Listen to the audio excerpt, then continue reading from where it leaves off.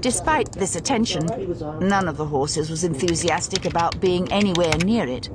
But Ian's mount was grimly acquiescent, merely snorting loudly every few minutes and shaking his head so his harness rattled, a lugubrious counterpoint to the soft thump of hooves. We didn't talk much. Visitors to any mountain settlement were cause for public notice and comment. Our little entourage brought folk popping out of their houses like winkles on pins, mouths agape. By the time we reached Richard Brown's house, which doubled as the local tavern, we had a small band of followers, mostly men and boys. The sound of our arrival brought a woman, Mrs. Brown, I recognized her, out onto the crudely built stoop. Her hand flew to her mouth, and she rushed back into the house. We waited in silence. It was a cool, bright autumn day, and the breeze stirred the hair on my neck.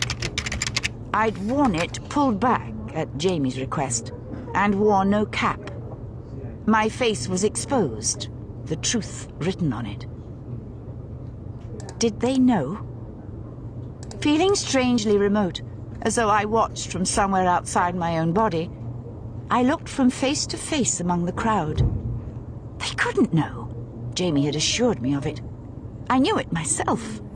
Unless Donna had escaped and come to tell them all that had happened during that final night. But he hadn't. If he had, Richard Brown would have come to us. All they knew was what showed on my face, and that was too much. Clarence felt the hysteria that quivered under my skin like a pool of mercury.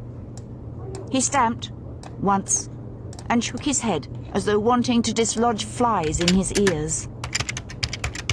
The door opened and Richard Brown came out. There were several men behind him, all armed. Brown was pale, unkempt, with a sprouting beard and greasy